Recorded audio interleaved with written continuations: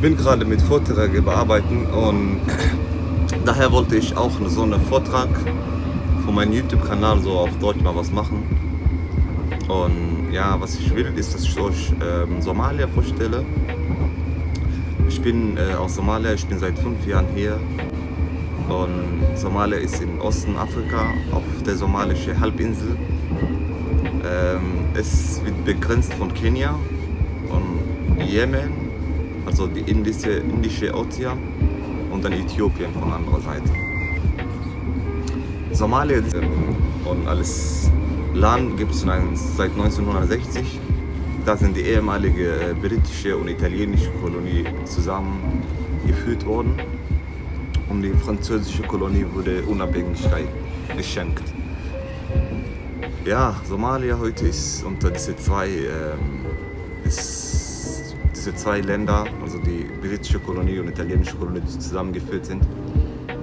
Genau, und die damalige britische Kolonie, die wollen seit 1991 Unabhängigkeit von Somalia.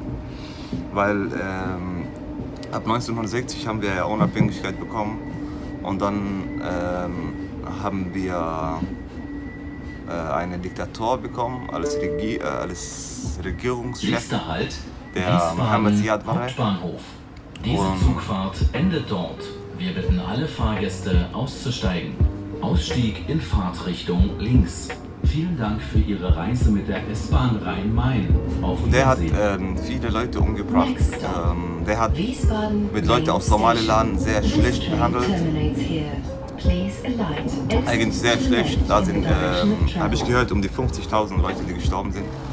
Und seitdem versuchen die, unabhängig von Somalia zu werden.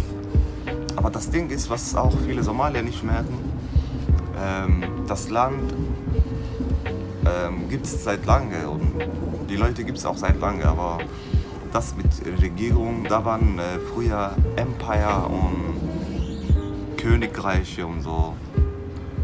Von daher, die Somalis wissen nicht, also wie wichtig das mit Regierung ist und so.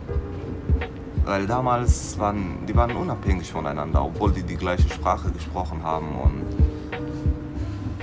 alles gleich war, so, weißt du? Die waren unabhängig voneinander gewesen.